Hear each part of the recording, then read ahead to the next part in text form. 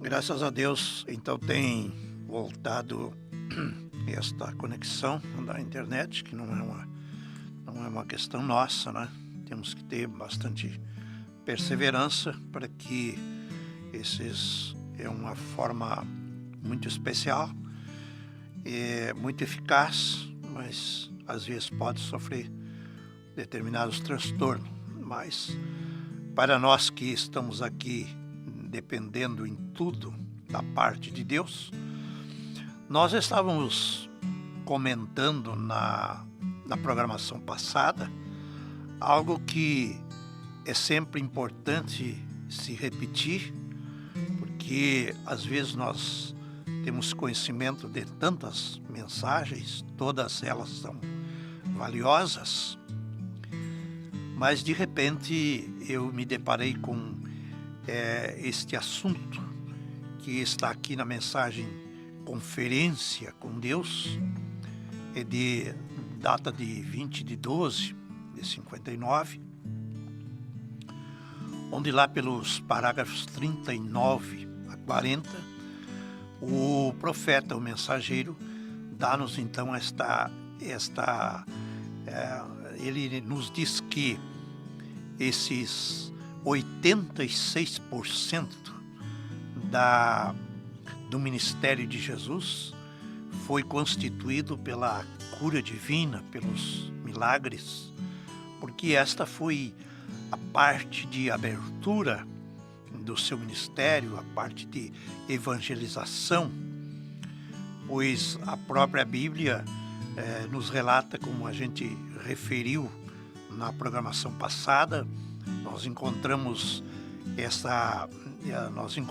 ali registrado em São Mateus, capítulo 4 e versículo 24, que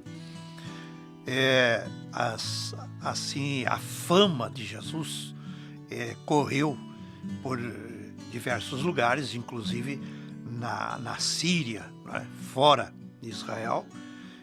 Surgia então naturalmente muitos comentários a respeito das libertações, das curas, mas o que nós encontramos, e eu estava citando da vez passada, porque também até para mim me surpreendi, porque encontramos com que 7 referências nós fizemos, e tem muito mais do que isto, mas 7 referências nós fizemos, porque São Mateus, por exemplo, né, são 4 evangelhos. No Evangelho de São Mateus a gente encontra em mais 2 ou mais vezes, em São Marcos também, em São Lucas também e em São João também. Nós encontramos várias referências dizendo isso, que muitas pessoas naquele dia se maravilhavam da sua doutrina. Nós chegamos a encontrar até mesmo aqui na Escritura também, que Jesus ensinava, ele se dedicava pelo ensino. E então os que apareciam ali, que estavam doentes, necessitados e tinham fé, né, ele também os curava, né?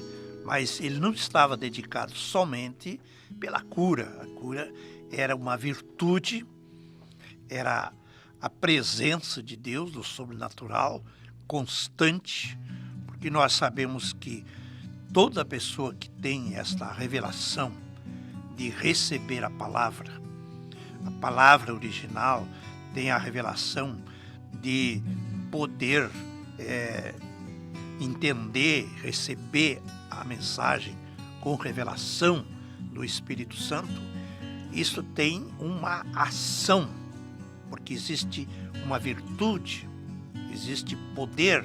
A palavra, ela é virtuosa, e quando a pessoa recebe assim, que abre o coração e recebe de alma, né? Recebe, a Escritura diz, de bom grado, porque nem toda a pessoa que ia até Jesus naquele dia, muitos iam por curiosidade, muitos iam acompanhando, muitos iam porque se reunia muitas pessoas. Não é diferente do nosso dia. Nosso dia não é diferente.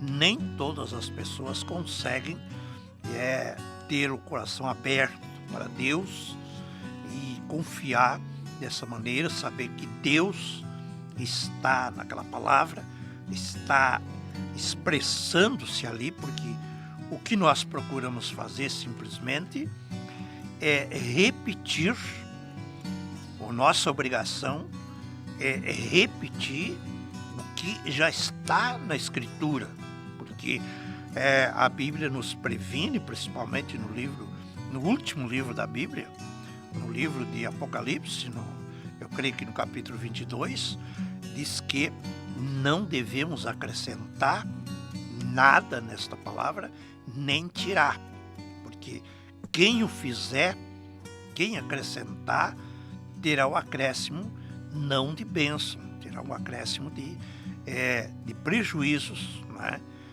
Até de pragas, vamos dizer assim, se acrescentar, porque mexeu sem autoridade naquilo que Deus não mandou. Deus mandou que falasse, que transmitisse, que desse testemunho daquilo que já foi feito, daquilo que é fundamento, daquilo que é base. Se alguém acrescentar, Deus não precisa de acréscimo em sua palavra, pois já estamos falando de fundamento. Se acrescentar, vai ser um acréscimo humano, não vai ser a mesma inspiração de Deus.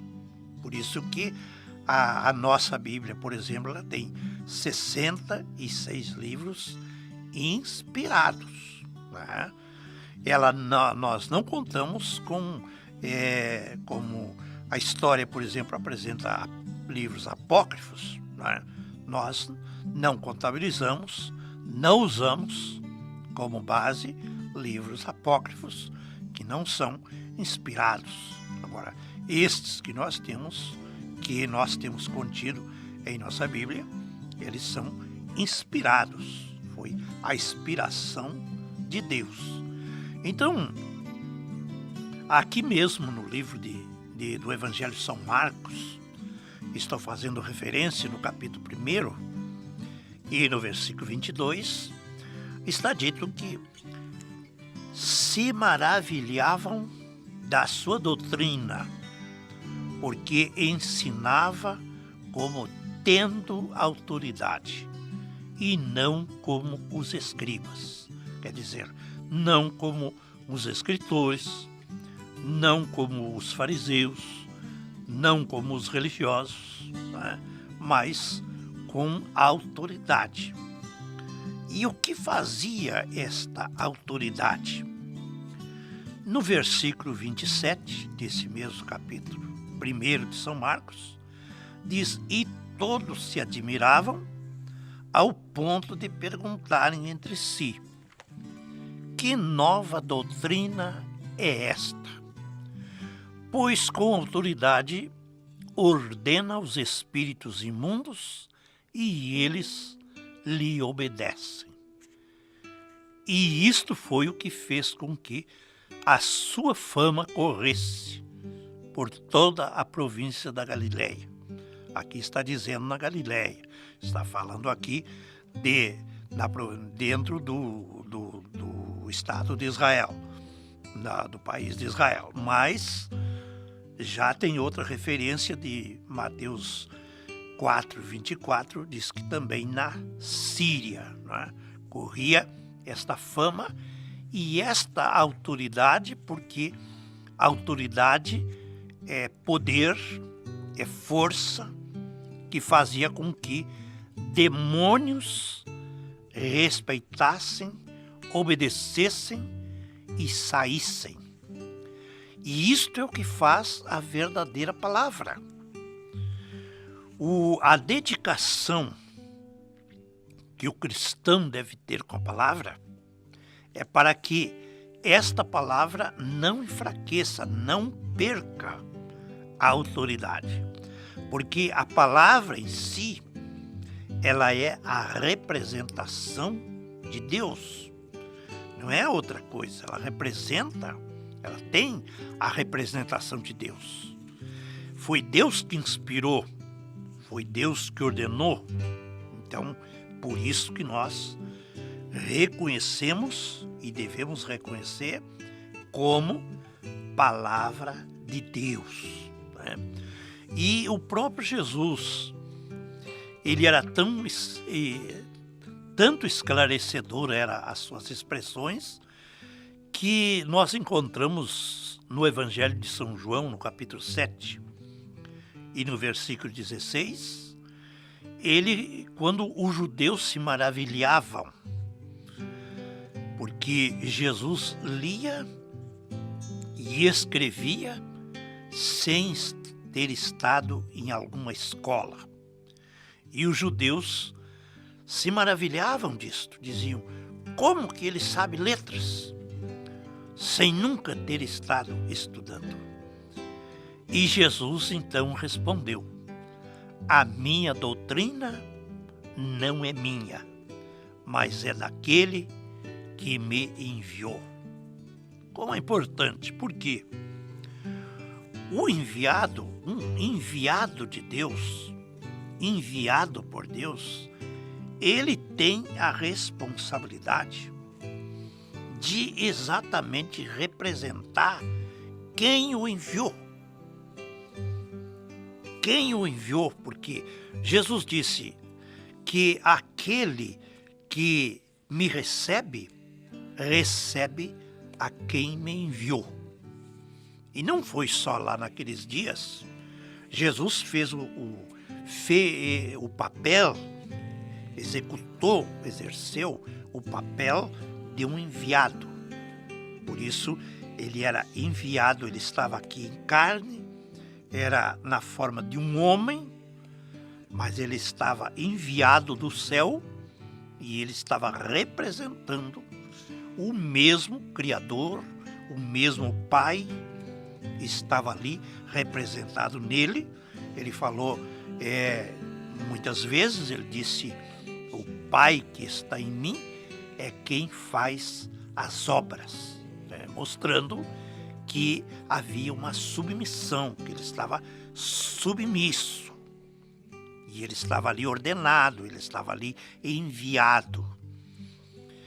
E eu posso ver nas Escrituras, porque Paulo também citou isso lá na carta aos Romanos, ele disse que muitos às vezes não trazem este efeito porque não foram enviados. Um enviado tem essa responsabilidade e tem o respaldo, ele é respaldado por Deus. Então aí é que estava a questão da autoridade. Jesus até disse, se alguém quiser fazer a vontade de Deus, conhecerá através desta doutrina que vinha dele. Muito importante isso, né? Você vê, você pode conferir na sua Bíblia, no Evangelho de São João, no capítulo 7 e no versículo 17, você encontra essa confirmação. Então aí estava a razão, o motivo da autoridade. A doutrina de Jesus era a doutrina de quem o enviou. Era diferente da doutrina dos fariseus, da doutrina dos religiosos daquele dia, porque a doutrina dos fariseus, embora baseado na lei, mas tinha as maneiras deles, a compreensão deles em cima da lei. Então isto já modificava, isto já funcionava como um fermento, isto fazia como uma fermentação. Jesus mesmo chamou o ensino dos fariseus, ele chamou de doutrina, de fermento dos fariseus. E você sabe que, segundo a Bíblia, o fermento é uma coisa que aumenta, né, que sai da medida, que sai da posição. Por isso nós temos essa representação através do pão asmo. Porque o pão asmo, que deve ser usado na ceia, que este é o que a Escritura ensina, ele é um pão sem fermento. Porque o fermento, ele tem uma representação, né? Uma representação negativa, né? Por isso que Paulo também disse que quando nós consideramos a Deus em sua palavra, ele disse, eu creio que no capítulo 5 de 1 Coríntios, ele disse que nós devemos ser limpo do velho fermento, né? para que possamos ser uma nova massa. Assim, nós devemos estar também como asmo, limpo. E como falava o nosso irmão evangelista, né? Somente o sangue de Jesus pode limpar. O batismo é naturalmente um passo importante, mas não é a água do batismo que limpa a vida de alguém, porque a água em si não tem virtude de mudar a vida de uma pessoa ou limpar a alma de uma pessoa, mas sim o sangue, porque o sangue foi o preço que Jesus pagou pela nossa salvação, pela nossa redenção. Ela foi o preço de sangue. É por isso que antes de Jesus, no Velho Testamento, eram sacrificados animais, né? Porque era a vida nos animais, o sangue nos animais eram derramado, né? Para que aquilo temporariamente, era por um tempo, não era definitivo, né? Porque a lei estava servindo de um aio, estava servindo de um corredor. Deus havia enviado a lei, porque a lei mostrava o erro, mostrava o pecado. Então, não era para que eles ficassem todo o tempo vivendo sobre a lei. Isso era para esperar até que viesse o Cordeiro de Deus, até que viesse o Cordeiro em forma humana, para que fosse sangue santo, porque o sangue de um animal não pode ser santo, mas o sangue de Jesus, e por isso Jesus veio de uma forma muito especial, que ele foi gerado pelo Espírito Santo. Então, é aí que está o valor do sacrifício, o valor da limpeza que realiza este sangue, capaz de ser como um cloro. O sangue de Jesus, ele tem o poder desintegrante, ele tem o poder de desintegrar, assim como o cloro, ele desintegra as cores. Assim, o sangue de Jesus, ele age no sentido de desintegrar o pecado, arrancar o pecado pelas raízes, pelas intenções, de tal forma que o cristão, ele se arrepende diante de Deus até das intenções, do que ele pensou errado, de uma coisa que ele pensou que seria assim e não era, a respeito de outro, de uma pessoa, enfim, ou de seu irmão, de quem quer que seja. Mas quando ele reconhece, ele confessa, porque a Bíblia diz que ao confessar, quando uma pessoa confessa e deixa, ele tem autoridade, ele tem condições de acreditar que ele está perdoado, que ele está limpo, porque também Deus promete lançar isso sobre o mar do esquecimento, né?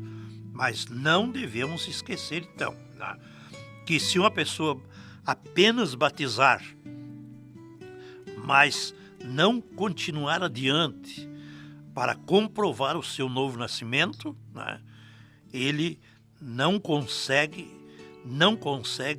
ter a santificação completa, a purificação completa e chegar a ter o Espírito Santo, como estava falando e tem falado muitas vezes o nosso irmão evangelista.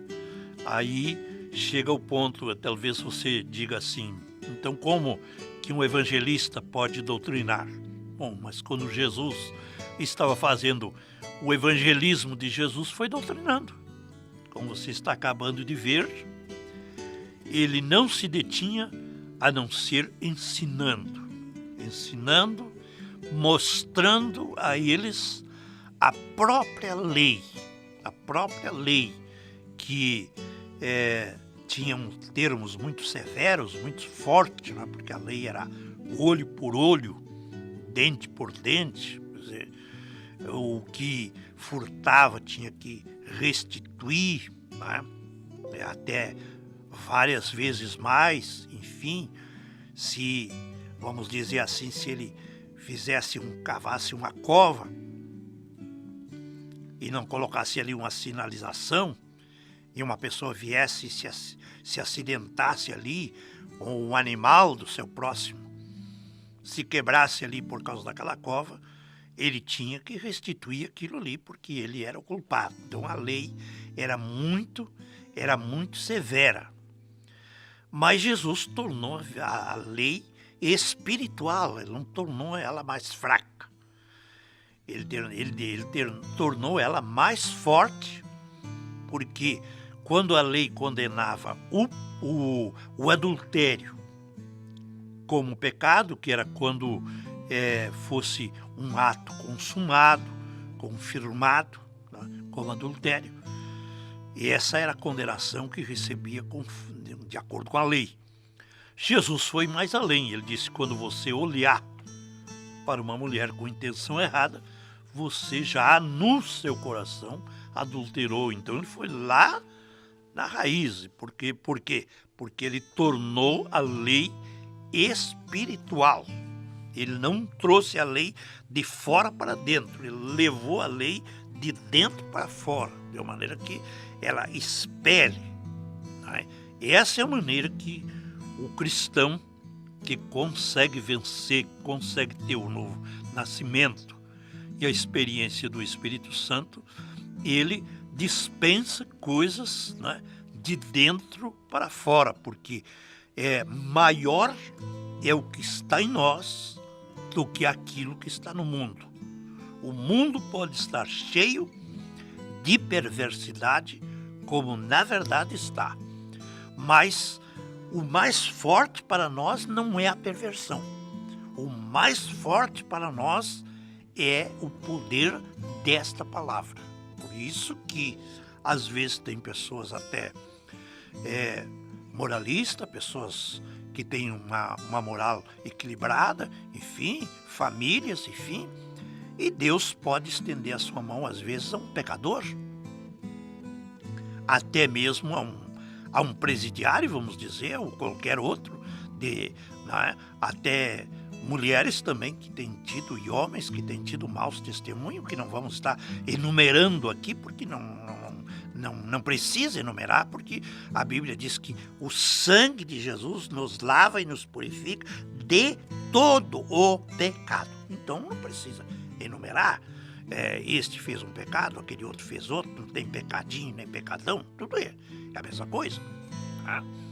Então, pecado começa por incredulidade. Então, como a pessoa recebia virtude de Jesus, até para dizer, nesse eu creio, eu vou tocar, como disse a mulher, vou apenas chegar pelas costas e vou tocar na orla do seu manto. na orla. E, no entanto, por que o milagre aconteceu lá naquele dia? Porque ela havia escutado e havia crido. E quando Jesus falava, ele falava parábolas e ensinamento mostrando o que era o reino de Deus. E mostrando o que era o reino de Deus, e as pessoas crendo, ali estava a virtude para apenas tocar e receber a bênção. Não é por muito pregar sobre cura divina que vai haver cura divina. Toda vez e todo lugar que é pregado esta palavra, existe virtudes curadoras. Porque a cura nem sempre começa pelo corpo físico. Tem muitas curas que tem que começar pela alma. Porque muitas vezes a pessoa tem a alma enferma. E quando a alma fica liberta, a alma domina o espírito domina a carne. Se uma pessoa tiver Deus tratando em sua alma, porque esta é a torre de controle de Deus. Deus escolheu a alma do homem para poder guiar este homem e esta mulher que crê em sua palavra. Ele pode controlar eles pela alma. Eles sentem dentro de si, eles sentem esta convicção, eles sentem esta ligação, eles sentem esta conexão com o céu, com Deus, porque está dentro deles. E aí é onde eles conseguem receber, e por isso até hoje você pode ver que o quanto existe movimentos de cura, e todo lugar onde é pregado a palavra e onde existe dons, nós não desprezamos isto, nós sabemos que existe libertações físicas, né? E existe grande número de pessoas, né? Ao ponto que aquelas pessoas que às vezes chegam numa reunião e tem um grupo menor, eles acham que ali não vão receber a cura, que ali eles não vão receber a bênção. Porque a bênção nós não recebemos de grupo de pessoas. Se recebe de grupo, tem muitos lugares que tem grandes agrupamentos de pessoas. Tem muitas coisas que são emotivas, tem muito show que é emotivo. Imagine que antes da pandemia, agora está um pouco controlado pela pandemia, mas iam pessoas que iam ficar na rua, em determinados lugares, para poder assistir um show de milhares de pessoas. E as pessoas se empolgam e levantam as mãos, enfim, e gritam, e berram, enfim. Né? Tem uma emoção. E se tem uma emoção, tem um espírito. Agora, grande parte das pessoas considera isto, né, a principal felicidade que deixa uma pessoa feliz. Mas são felicidades que passam muito rápido, né? São felicidades que não evitam os problemas, não superam uma hora que a pessoa está necessitada. Porque tem muitas pessoas hoje chegando ao precipício do suicídio e muitas coisas assim, e muitos problemas psicológicos. Por quê? Porque eles participam de muitas emoções, mas eles não têm uma segurança dentro de si. Quando o plano de Deus não é baseado só numa emoção. Claro que nós nos alegramos, claro que nós nos emocionamos, claro que até lágrimas de emoção nós derramamos em muitos. E uma pessoa que não derrama alguma lágrima pelas coisas de Deus, ele vai derramar por alguma outra coisa. Claro que sim. Claro que existe emoção. Mas a emoção passa. Mas o resultado da palavra permanece. E isso nos faz, dia após dia, voltar para o Senhor e sempre nos alimentarmos dele e sempre crermos nele. É muito importante. Então, nós estamos falando sobre ensinamento e doutrina. Eu creio que hoje o nosso tempo vai estar mais curto, porque perdemos alguns minutos, mas eu queria referir agora, ainda que de passagem, eu queria referir a respeito de quando Deus, quando nós temos a profecia em Isaías no número 40, no livro do profeta Isaías, no número 40, nós temos ali quando Deus mandou que Isaías profetizasse a respeito de João Batista, que seria o profeta precursor da primeira vinda do Senhor Jesus, que diz que uma voz haveria de clamar no deserto, preparando o caminho do Senhor, para endireitar o ermo, vereda ao nosso Deus. E com respeito a esse ministério que estava sendo anunciado, essa voz que clamava no deserto, que não mostrava, não dizia qual o nome, apenas dizia uma voz, mas dizia também que todo o vale seria exaltado, todo o monte, todo o outeiro seriam abatido, e o que estava torcido haveria de se endireitar, e o que era áspero haveria de ser aplanado. Quando isto era lido, isto era mesmo que uma parábola, porque você vê, falando de vale, que seria exaltado, falando de monte, que seria abatido, falando do que era torcido, se endireitaria, né? E em outra escritura eu creio, ou em outro capítulo 55, aqui do mesmo livro de Isaías, diz que os montes seriam exaltados e as árvores bateriam palma. O que eu estou chamando a atenção é exatamente para que você veja que se você não tiver uma revelação da parte de Deus e não tiver em algum sentido alguém que tenha esta revelação para lhe ajudar, como que você vai deduzir o que seria uma voz no deserto? O que seriam árvores batendo palma? Mas isto são a linguagem de Deus, porque árvores na Escritura são consideradas pessoas.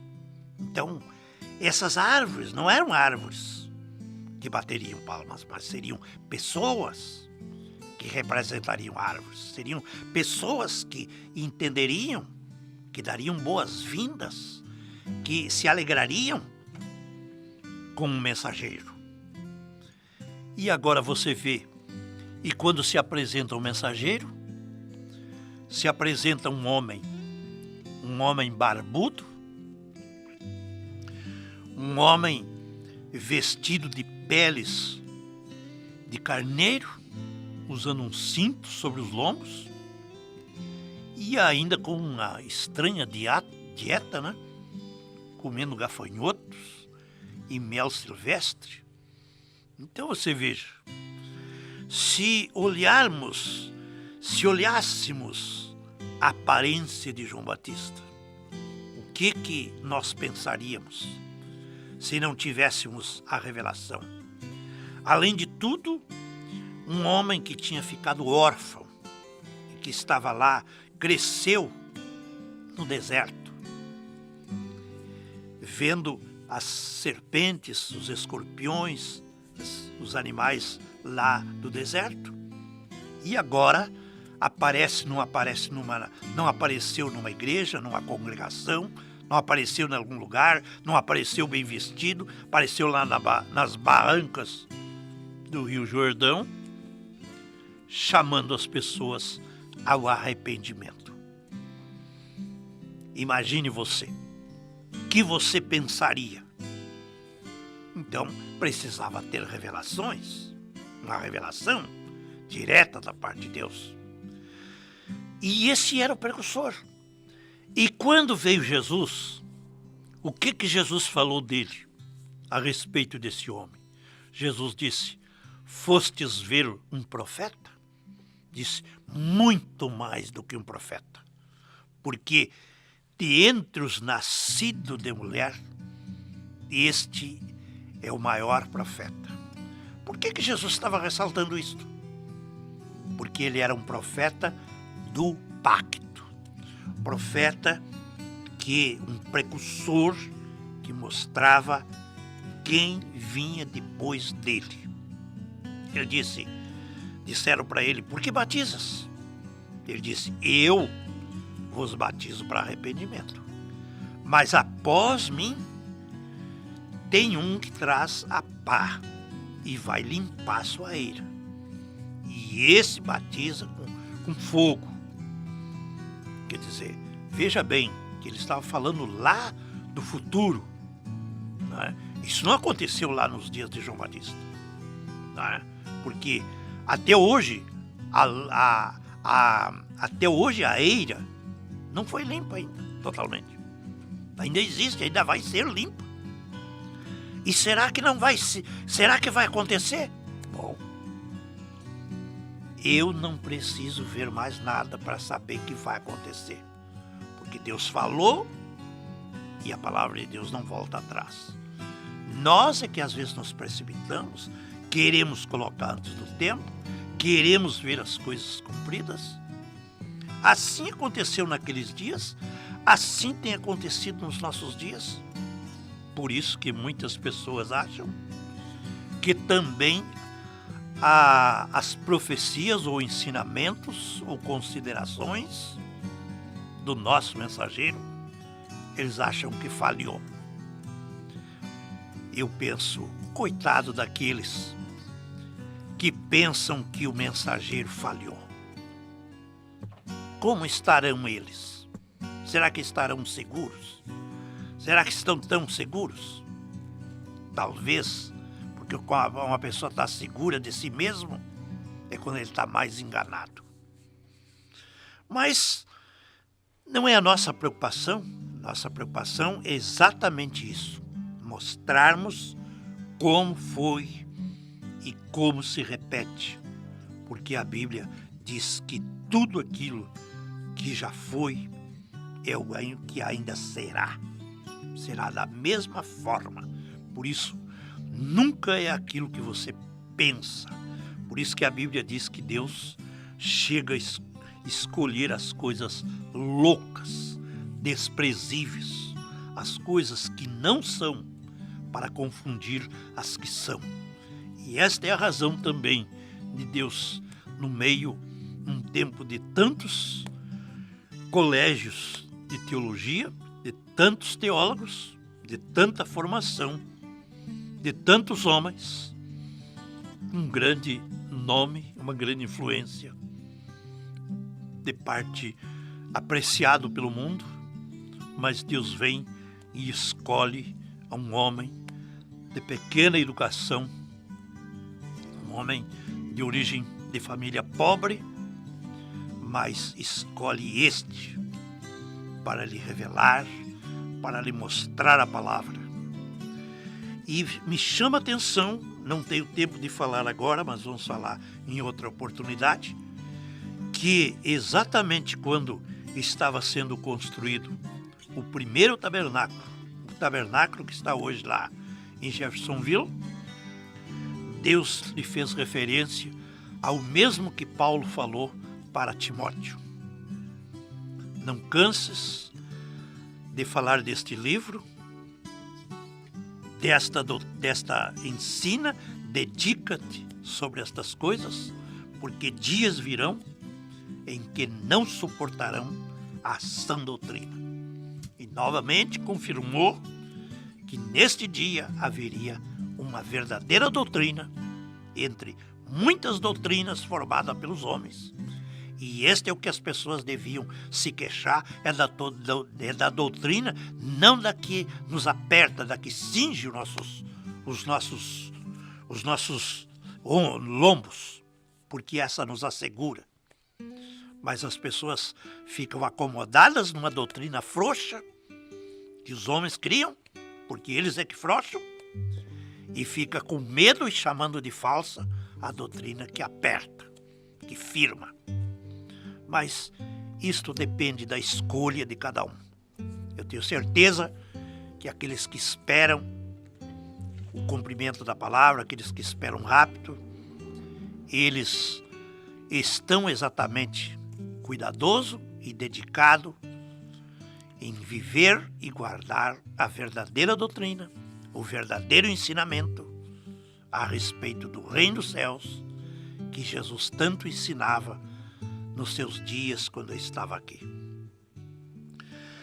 Gostaríamos então, já que o nosso tempo está encerrando e queremos ainda levar a nossa petição diante de Deus, todos aqueles que nos acompanham e aqueles que nos pedem a oração, como temos o caso aqui da irmã Janete Destre, que está pedindo oração por sua mãe. Ela mesma está enferma, né, com AVC. Temos também o pedido da irmã Fabiana, que está pedindo em favor da sua irmã, a Elizabeth, né, que também está acometida pela enfermidade, né? Vamos com as nossas cabeças curvadas, crendo, depositando nele a nossa confiança.